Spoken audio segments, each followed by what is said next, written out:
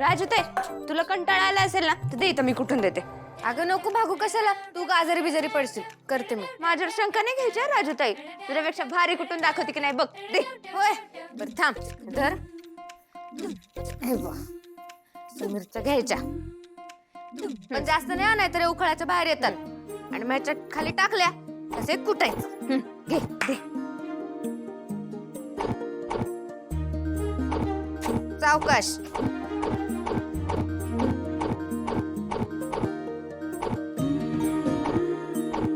भागू अगं हळू. राजूताई, आता हळू नाही. ही मिरची बघ, ह्या मिरचीच्या जागेवर ना मला तो जालिंदर दिसतोय. तर चांगला कुठूनच काढते त्याला. भागू जमतय की. सगळा रागच काढला ना त्या जालिंदरवरचा. आता जशी तू ही मिरची पिशवीत भरतेय ना तसा तो जालिंदर जेलमध्ये जाणार आणि तिथंच चढणार. त्याला कोणीच नाही वाचवू शकत, बघच तू.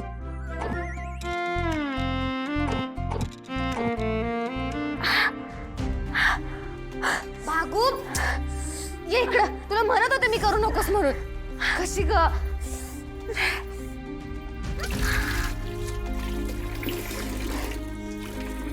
तू पण ना. थांब आले मी.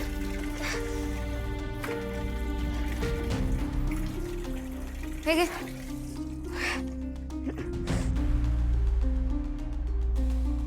कशी का अशी वाटतंय का बरं?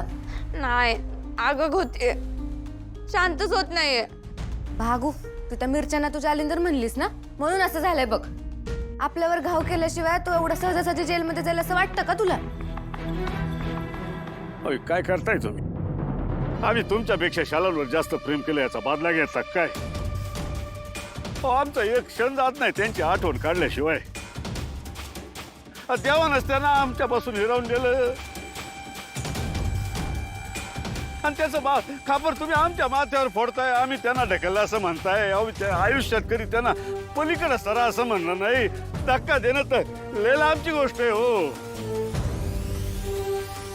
आमच्या लाडक्या बायकोला देवानं आमच्यापासून हिरावून दिलं याचं दुःख लय मोठे लय मोठे. त्यात तुम्ही आमच्यावर असे खोटे नाटे आरोप करताय. असं करू नका, असं करू नका. हे ऐकून आमच्या जीवाला किती यातना होत आहे तुम्हाला कळतंय का? असं करू नका, या असले आरोप आमच्यावर करू नका. आम्ही जिवंतपणे मरून जाऊ. अजून एकदा विचार करा, दया करा या तुमच्या नवऱ्यावर. नाही त्या दुःखात आम्ही काय पण करू शकतो. आम्ही काय पण करू शकतो. इन्स्पेक्टर साहेब, खोटं बोलतोय हा माणूस. आत्याला भीती दाखवतोय हा. हवलदार बाजूला घ्या त्यांना.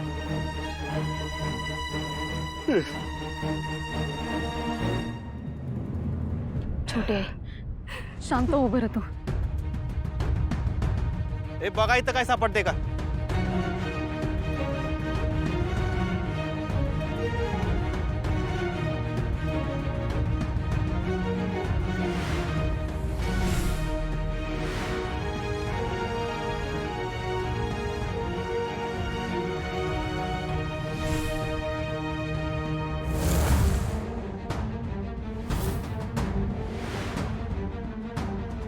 काय सापडलं का? नाही साहेब, काय असतं तर सापडलं असतं साहेब. तुम्हाला काय सापडलं का? आम्ही खूप शोधलं पण संशय येण्याजोगं काहीच सापडलेलं नाही. बघा काय सापडला का? नाही सापडणार का? हिला चांगलं माहितीये आम्ही शरणला धक्का दिलेलाच नाही हो. अरे साधी गोष्ट आहे. मला मारायचं असतं तर दोघींनाही मारून टाकला असतं ना मी. पुरावा म्हणून तुला कशाला जिवंत ठेवलं असतं? एवढी मोठी चूक, एवढी मोठी चूक आम्ही कशी काय करू? आता तरी लक्षात घ्या, आम्हाला चूक करायला बी भाग पड नको पण चूक सुधारायला बी. बाकी तू समजूतदारीस.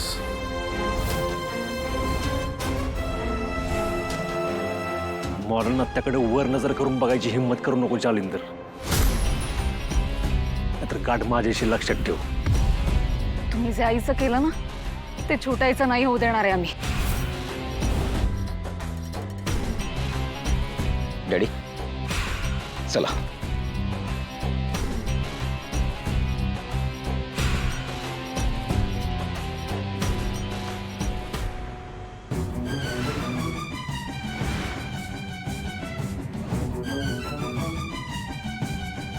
मॅडम तुम्ही खूप धीरान सगळ्या गोष्टी सांगितल्या आम्हाला, त्याबद्दल खरंच धन्यवाद. आणि हो, स्वतःची काळजी घ्या, कारण ही केस ना खूप सेन्सिटिव्ह होणार आहे. येतो आम्ही.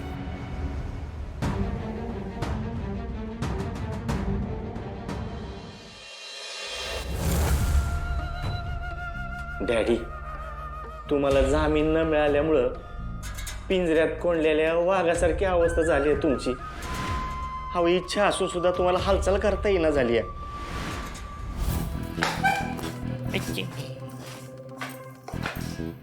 छत्रे